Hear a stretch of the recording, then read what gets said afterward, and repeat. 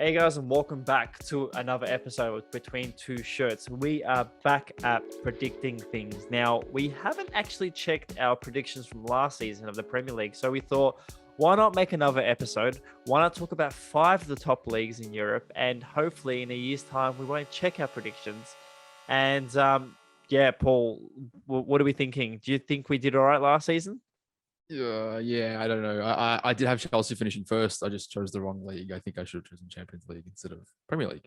Um, it'd be good actually if you can cross back to that and just show I think of how wrong and just go every time we get it wrong. So I don't know. I can't remember off the top of my head. I think I had Liverpool at second and maybe City at third.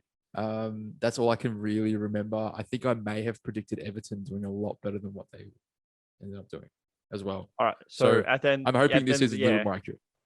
We'll do this at the end of the episode. We'll check. Basically, I'll check it on my phone, and I'll check out what we've done and what we said. Okay, deal. Sounds good. Yeah, let's do it. We'll get a live reaction. So basically, today, everyone, we are going to predict the top 5, not the entire list of the teams from first to last. We're going to do the top 5 and then give a little bit of a description of each sort of ideas of the league. So, for example, today we'll be talking about the EPL, Serie A, Bundesliga, La Liga, and Ligue 1. Small chat, nothing too big. Paul will explain his top 5 for the Premier League first, and then I'll go ahead. If you have any questions and if you don't agree with us in any of these predictions, don't be scared to let us know in the comments below. This is an open channel. This is a podcast, so it's available on Spotify as well as YouTube. Please share, please like, and leave a comment below. And Paul, do the honors and start us off. I will fight you if you disagree. I was kind of waiting for that. Sorry. All right. So I'll go for my top 5. I've gone for Chelsea to win the league again. Man City, and again, by again, I do mean predicting again, not by winning again.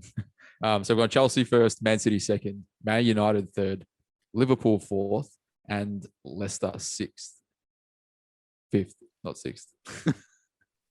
Go on, please explain. Yeah, sorry, just totally pushed my own title, my own league there. I think, look, if this whole Lukaku transfer comes in, I think Chelsea, that might be that missing piece to the puzzle that they had last year. I know they had their issues up top. I think Havertz was still learning. Timo was just unlucky. I think he's going to come into some form eventually, whether it's here or at another club. I think it's going to be interesting. City to sit second, just I don't think it's going to be by much. But I think they've just got a heap of depth, but they're just that lack of a striker is, I think that's going to be their downfall. But we did see last season that they slowly came back into things and then obviously, ran away with it in the end quite comfortably. They almost flew under the radar to a degree. I know it was a bit of a strange season with COVID and everything, but hey, they still got the job done. I had United as well. I think they're going to be a real contender this season. I think the addition of Varane will be huge for them. I think that was one of their main issues. I think everyone got over the whole, Solskjaer in, Solskjaer out, always behind the wheel, always going to crash the bus, all that sort of stuff. I think it's the club seems to be at a much more steady state.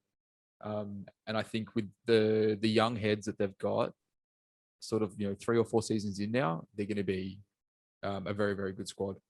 Liverpool, I think, look, injuries just seem to be what ravaged them last season, and I think they're going to bounce back okay. Konate, or that's how you pronounce his name, is a great signing. They needed to bolster up at the back. They did just lose Andy Robertson. I don't know how bad his ankle is. I don't know how long he's going to be out for, but that's going to be a big loss regardless. And then having Leicester at 5th, I think they're definitely going to be consistent as per usual. I think they've definitely transcended as a club. There's definitely comfortably a top 4 to top 6 club at worst. And I think I predicted last year that they were going to have a drop off with Vardy aging, but I think they definitely proved that wrong and proved that they're more than just a one man show.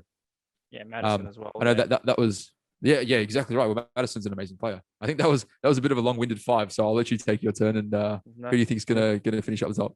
There's only 5, mate. That's totally acceptable. I think when it comes to the Premier League next season, we're going to remember like a lot of things are happening for the UK in general. Like now that they're basically in this freedom state where fans are back into the stadiums, atmosphere is back. I'm hoping to see a lot of, how can I say this, more exciting football. I feel like the stands being empty didn't really motivate some of the teams. Like watching United, day in, day out. I feel like now seeing preseason players like Bruno Fernandes has really enjoyed being in front of the fans at Old Trafford. So I feel like next season is going to be really about players finally entertaining the crowds. And I think that's going to motivate a lot of the teams.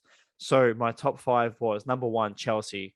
Why Chelsea? Well, not only Lukaku, if this goes ahead, which does seem like it will, not only will he bring some sort of level of excitement to the team, but I feel like Tuchel now has a season to get creative. I think Frank having the halfway season and Tuchel coming in, winning the Champions League, I feel like it's going to be finally a time that a coach actually has something to do with this squad of youngsters. And I feel like Mason Mount is going to definitely be a player to look out for another year going down. He's not a youngster anymore. He's finally taking up that spot and he's a household name now in the Premier League.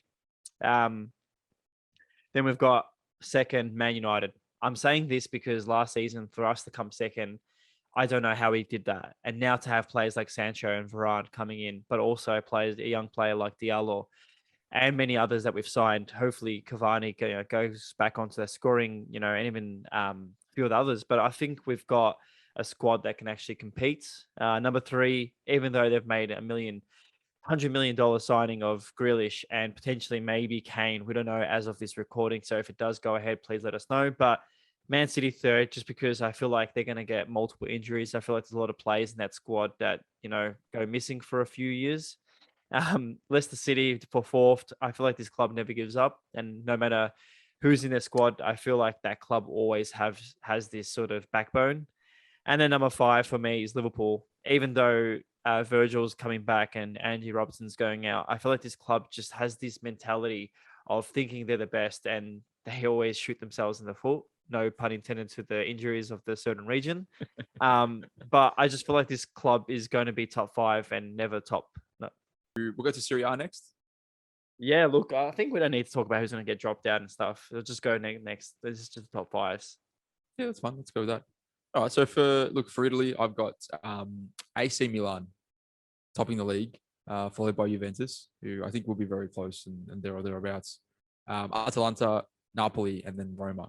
I think Milan. I think it's their time to shine. I think there's a good gap in there for them at the moment. I think Juventus is a bit of a crossroads.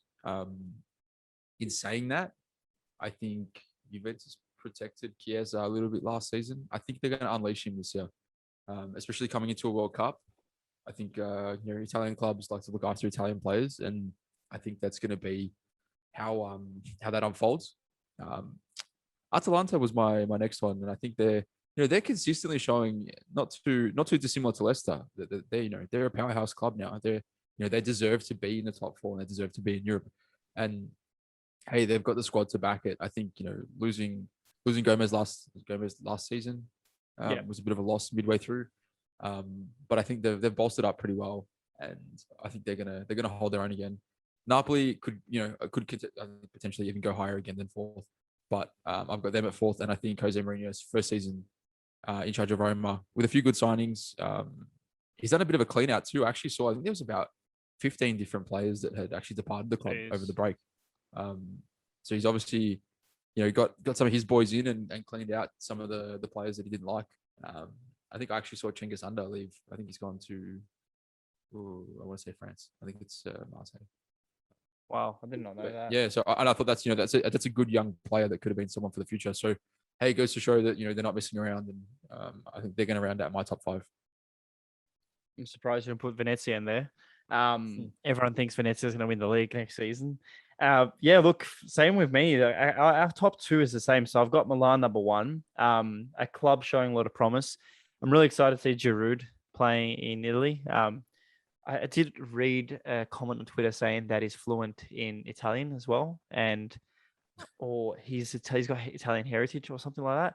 And I watched a video of him speaking Italian. I was like, oh my God, this guy just keeps getting, more and more attractive. It just doesn't. There's nothing that stops that guy. Like, what is it? It's like, it's enough. You're good at football. like, You're good looking, and you can speak 7 languages. Like, okay, we get it. honestly, like that guy. But that club, Milan's back on the track. It hurts me saying that as an Inter supporter. Juventus, again, a club, a squad.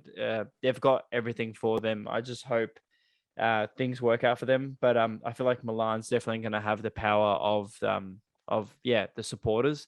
Look at Roma, the chosen one. I feel like watching that preseason friendly the other day and watching the replay. Oh my God. Like, I feel like the entire squad is revved up to start punch-ons every week now. I don't know if you saw the bit of the brawl they had on the pitch, but I feel like Jose is bringing a bit of anger to the squad. He signed Rui Patricio in goals from Wolves. So Yeah, we've got some changes happening for them. Atlanta, I don't know if you heard about this as a Chelsea supporter, but Tammy Abraham is rumored to be joining Atlanta on loan or there's a signing. So yeah, it's funny how you get the Zapata rumors, and then all because of a if sudden Zapata the goes to Inter, byproducts. so if Zapata goes to Inter, it's always that domino effect. One player goes, one player comes. So Yeah, if of course. Zapata does move, then Abraham's definitely a signing for them. So yeah, look out for that space. Inter Milan, I want to put them in top 5. As much as I like Napoli and Lazio, I feel like Inter Milan will still have a squad that wants to not embarrass themselves. So yeah, it is what it is, and I think that's my top 5. Yeah, well, I think Inter for me was that one that, not that I forgot about. I didn't forget about them. I just don't think that they're. I think they're. Well, I think if they lose Lukaku and if they lose Martinez and Barella potentially as well, I think they're going to be a very different squad. And I think it's going to take them some time to rebuild. We'll definitely have to find out soon. The season starts only a couple of week or day away. I'm Days. not sure. I know the Premier League starts next weekend. I'll go next, so it breaks up the thing, and then you can finish it off with the last two. But the next one, Bundesliga. So this one's a bit of a different one. I know both you and I don't watch much of the German league, but we do, keep up to date with it. So fun fact, but Bayern Munich is going for their 10th Bundesliga in a row. So if they win this season, that's 10 in a row. Amazing achievement for them. Dortmund coming second for me. I think losing Sancho, even though we got Bellingham there, I feel like the club's going to be producing amazing talent for years and years, even though Haaland's one of the best players in the world. I still think Bayern Munich has a squad, so I think Dortmund will come second. Third is Leipzig. They finished top 5 again last year. So for a club that has no history and no sort of identity, they're doing well for themselves. I love saying that about them. I would never buy one of their jerseys, even though I always admired that jersey from last season. They do have a nice shirt. I'm actually heartbroken to find out this morning that Werder Bremen was relegated last season. So one club I used to get mistaken for was Wolfsburg. So I think Wolfsburg will come fourth. Fun fact, again, they conceded the second least goals in the league, even though they finished top 5. So I think it was behind Bayern Munich. So that's exciting to know. And then number 5, Leverkusen, just because they've got amazing football kits. Just a safe bet because they always do something well. Okay, And interesting. I guess, Sorry, a quick shout out Alu Cole at Stuttgart. So keep an eye out for him. Yes, and that's a very good mention because I've got them in my my top 5, but I'll go through in order. I think Dortmund might actually snag it from Bayern this year. I reckon they're going to ruin the party of the 10-year anniversary, and I think Haaland is going to run an absolute riot this season. And I love the fact that he's opened with a hat trick on the first game. So it's massive. I just want to see him excel. I like his attitude. I feel like he's he's out there having a sick time. He's literally just having a party every time he gets on the pitch. So literally, and I think that's it's so good to watch. I still think Bayern obviously going to be there or thereabouts. I feel like I'm hoping it's only a couple of points difference and an exciting run to the finish. So I've got Bayern at second, Leipzig at third as well. I think you had them at third too.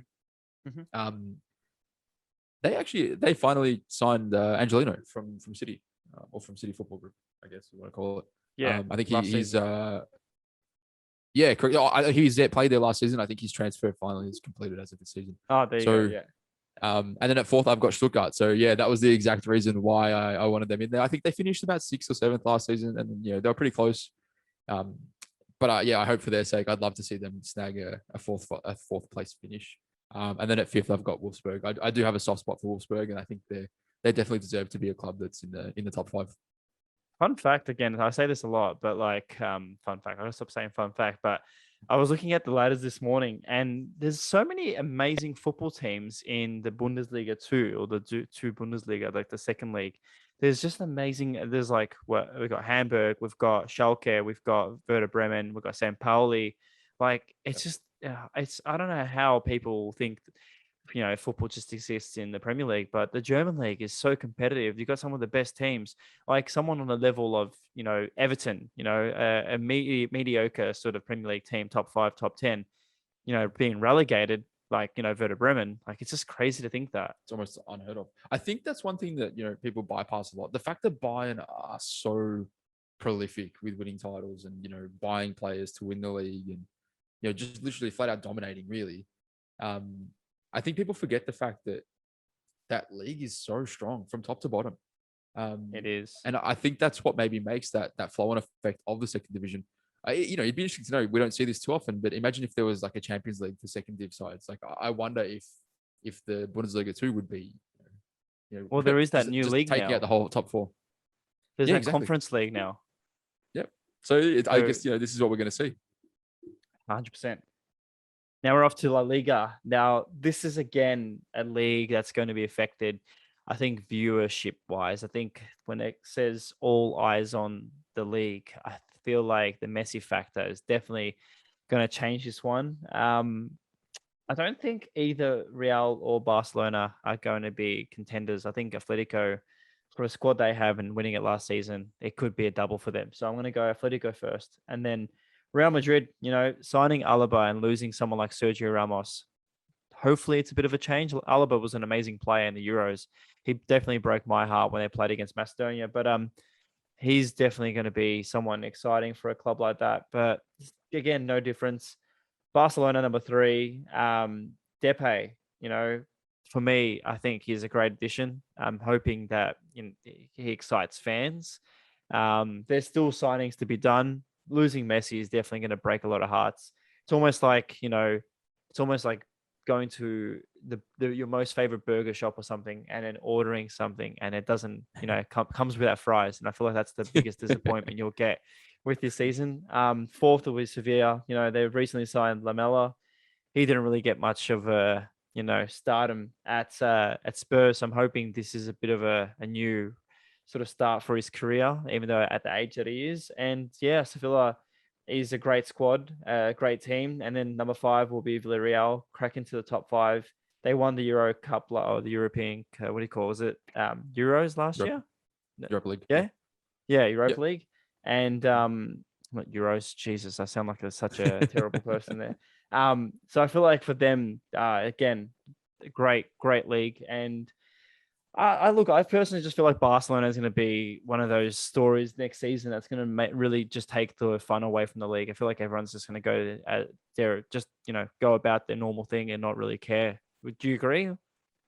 Yeah, look, I've got Atletico, Real Madrid, Villarreal, Barcelona, and Sevilla.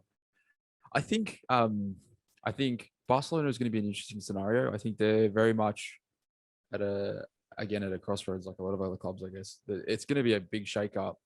It's one player, right? And having Messi go and having Memphis come in, look, you know what? It could be a massive thing for Memphis because maybe this will be his opportunity to be like, I'm the next Messi. Like, I'm that level player, to be, I want to be up there with the likes of Mbappe and Haaland. Like, that's sort of, this is his time to shine.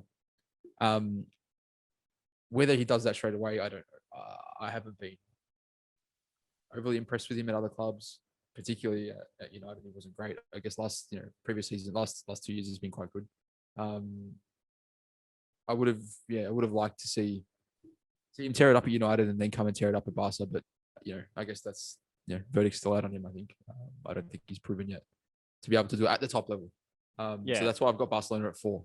I think Atletico will be business as usual for them. I think they're great at just being, a sort of like that industrious workhorse type of team that can just get the job done. Atletico Madrid. And I think they can, I think they can definitely get the job done this season. Real, I think you're right. They're not too far off. I like the signing of Alaba. And I think he's going to be a great sort of replacement for Marcelo as Marcelo gets on. I know obviously losing Sergio Ramos, but I think there's a bit of depth there, which is not too bad. But I think maybe they need a bit more youth coming into that squad because it still seems like it is getting a little bit old. I've got Villarreal at third, and I think they're going to carry on from last season's Europa win. And I think that's a good season for them. I think finishing third is a great result. Obviously Barcelona fourth and then Sevilla fifth. No, good shout. And I think that whole Depay thing is definitely going to be a massive factor. Look, again, he was amazing at Lyon, and I enjoyed every second of Depay being up there. I do believe like the team that Barcelona have, their things could be possible for them, but I just, again, it's that Messi factor. Like there was games that I used to watch last season, the season before that, the team played absolutely terrible, and then Messi just, pure brilliance, scores this goal, and then they win 1-0. It's just like, fuck, if that wasn't for him, that's it. So as much as we always talk about one player changing the team, I think when it talks about Messi, different story. But like Ronaldo at Juventus is I think it's been a different game. Like he's aged up, and I don't think like he's the only player that can change the game. But at Barcelona, it was like with fans as well. I feel like it would have been amazing to see him this season alongside players like Depay. And yeah, we forget about Griezmann. Like Griezmann also is there, so like they've still got a good squad, but I just feel like it's going to be really emotional. I feel like this season's going to be such a weird feeling at I'm Camp Nou. interested for round one. Yeah, I'm very interested for the start of the season. I guess I'm not too sure. I think Spain's COVID situation is not too bad, so I think they're going to be able to have fans. Well, they had fans at the preseason, and Umtiti was getting booed or howled at. Yeah, see, this is what I think the response is going to be, regardless of the player. I think the fans are going to be quite upset because you don't just like they were chanting Messi at 10 minutes at the 10-minute mark. It's insane, and I think this is going to be for a matter of weeks, especially during the season. Football fans love their politics, right? So if there's any excuse to get involved, I think this is going to be their opportunity, and I think they're going to relish in it. They're going to prove that they're not happy, but I think it's going to be just a matter of time before they get back onto business as usual and start supporting their club. So we've got obviously the last Ligue one next, yeah. So I've gone for PSG to top the league. I think they're going to absolutely walk in this season. If Messi comes across to PSG, like the rumors are, I think they're going to walk it in. I think Lille were amazing last season. What a story! So great to have them win the league, and I'm gonna have them shortly followed by Marseille, Lyon, and then Monaco. I guess from third to fifth, even I'm giving Lille probably a bit more benefit purely because of their results last season. But I think those realistically from second to fifth is anyone's game. Good shout. I think, yeah. Look, PSG. There's no doubt they'll do the deed next season. Having the signings that they do, Hakimi, Wijnaldum, Ramos, Donnarumma, it's pretty exciting times. And so I'm going to go to them first, Donnarumma as well, and Messi, and so many other players in that squad. Lille second, I think, even though they did it last season, I just feel like the squad's still going to hold up and do something for themselves. I feel like there might not be a stretch win where it's like 10 or 20 points for PSG. I feel like it'll probably be like 5 points. Number 3 will be Marseille, just because Dimi Payet is always on point. 4 for Monaco. I just feel like the squad they have is underrated. And then 5th for me is Lyon. I just feel like they've lost their main man at Depay, so it's going to be a bit of a challenging one without him there. But that's it. I think like Ligue 1 is one of those leagues where it's almost like you can easily predict it by halfway of the season. But it's almost like PSG's to give away. I think so too. You know what? I'm actually interested. I'm comparing PSG now to the Galacticos of like the early 2000s. That's what I was saying before in the other episode. That's basically what they have. Yeah, correct. But I don't think I'm not too sure how many people remember, but that Galacticos side didn't have that much success. The squad was incredible, and I think they had a few. There's a Copa del Rey in there, and possibly even a couple of league titles. But they struggled in the Champions League. I think they were getting knocked out around the round of 16. I think they finished third, possibly in I think it was 2004. So they didn't have a lot of great results, but the squad and the football that they were playing was obscene. So I guess worst case scenario, we're going to see a commercial worth of of brilliant football from PSG, which is going to be exciting to see. Like, if watching MSN with Neymar, Messi, and Suarez at Barcelona was something to watch. Now I guess now it's going to be another level again, having Mbappe included in that as well. Oh man, like it's just a joke. I think the Champions League, everyone's gonna like enjoy this. It's pretty crazy when you think about it. The Super League again. I always mention this, but like, I think PSG have the best squad on paper in anywhere in the world. Like again, I even think like Chelsea's got a great squad. United, Man City. Like there's some big signings. I think we're at that stage now where I feel like Real Madrid and Barcelona have lost that wow factor of a squad that Yeah, they I usually agree. I think have. Would you agree? yeah, definitely. I don't think they're that. They're good. Obviously, they're great. They're great squads. They're gonna find great players, but I just don't think they're that level. They're not that elite level, and I think PSG is very close to being there. I think they literally just need to put it on paper. But they need a title to go with it. Um, even comparing to last season, right? Like Chelsea winning the Champions League, their squad wasn't that good, but they got the results, right? You comparing the league, they weren't amazing. They were good. That's football. They just weren't amazing. But exactly right. That's football. You've got to win on the day. And that's as cliche as that is, and that's the be all and end all of it. Really, you're not gonna go down in history. Like people aren't gonna remember that PSG squad of last year that didn't win the Champions League. No one's gonna know who No, they were. definitely not.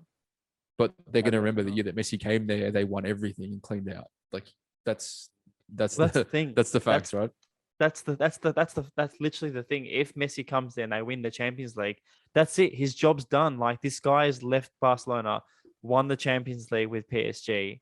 He moves on. He can go to Boca Juniors, retire, and that's it. Like Bob's your uncle. I don't know. I'm still sad about that. I still would have loved to see him go to Boca. I just want to Oh, see that commercial, him standing over Diego's grave. Really sad. And then, this is revenge for his death. And then tears it up as a Boca player. Or anywhere else, Napoli, Nils Old Boys, whatever it is. oh, look, he could still end up in Serie A. Like he's not going to retire anytime soon. And then, like there's still possibilities for Ronaldo retiring at MLS as well. So like the two best players of our generation, they still got at least 6 more seasons left in them. Wasn't there? So I remember reading somewhere, I don't know how true this is, that Ronaldo has relatives in Australia or had relatives in Australia. Well, I think both of them were meant to come to Australia for some sort of medical or family reason. So like either Okay. way, like it's crazy. I think almost every footballer had a chance to come to Australia. It's just like a common thread. It's just like Fox Sports trying to we've got nothing to write about. What third degree of connection can we link Messi to Australia? Well, actually, funny is before we end this episode, everyone, I was googling something today because Bojan Kirkic just announced that he signed for where was it? He's going somewhere. I can't remember. Anyways, he signed for a new team this morning, and he's Yeah. going to Vissel Kobe. He's playing alongside Iniesta now in Oh Japan. wow.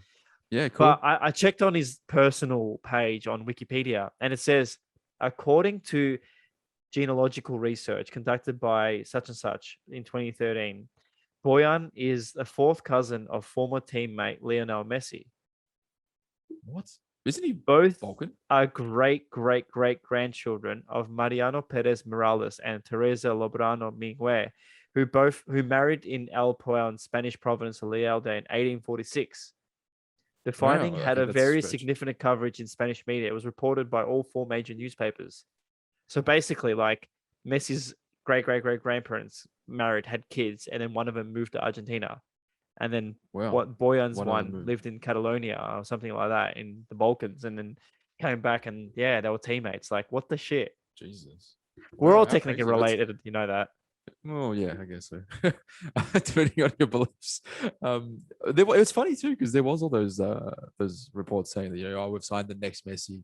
I think Messi would have been like 24 at the time, and Barcelona had already signed the next Messi with Boyan. And Ah, hey, he was really good at the start, though. I actually really liked him as a player. He was exciting. I enjoyed him at Stoke City. I just unfortunate that some of Yeah, these times around Europe weren't the best. yeah, it's sad. Sad. Could have been. I guess he was still good, still playing. So good on him. Yeah, that's it, man. All right, well, that's about it for us. I think when it comes to the top fives, it is football, so I'm really excited to see, and hopefully we are correct. Just quickly before the episode ends, I'm going to quickly jump up onto our prediction. Would you like to say a few things about new shirts or anything you want to plug before we end the video? Yeah, sure. So we did plan to have this pop up, or we are planning to have this pop up. Hopefully, if COVID goes through, if it doesn't go through, everything that I had for the pop up, I'm going to drop online. So there's going to be a lot of kits coming soon, which is going to be awesome. In saying that, I'm just going to go get more kits for the pop up, for the next pop up. So whenever it does come out, we're going to have lots of kits. Whenever it does come out. And it's going to be heaps of fun. So it's going to be mad. All right, so loading. I've got it here. Oh, this is funny. This is really funny. Of course, you're so biased. Yeah, I told you I had Chelsea first. I know I had Chelsea first. You had Chelsea first, but let me just find the Premier League from last season. Okay, so let me just do this. So English Premier League seasons last season. Perfect. So you had Chelsea first, Man City, Liverpool, and Everton, and then Man United fifth. Wow. That was a bit of a dig at you, to be honest. I don't think that was my truthful opinion. Everton, you said, will be fourth. They ended up 10th. They started the season so well. Yeah, I know. That prediction was on par. I had Liverpool, Man City, Man United, Chelsea, and Wolves. And I said Wolves would be fifth, but they ended up 13th. So I think you did better than me. Just based on those two by 3 spots. But Chelsea and Liverpool, yeah, wow, were we wrong? You know, like, yeah, wow. Man City winning it, Man United coming second. We both thought Man United would come fifth. Yeah, but the season before, I think Liverpool, made everyone think that they were world beaters, and then that obviously changed with getting 17 injuries in the first 6 weeks of the season, or whatever it was. What a season it was for them. But that's it. I think that's the best part of our prediction.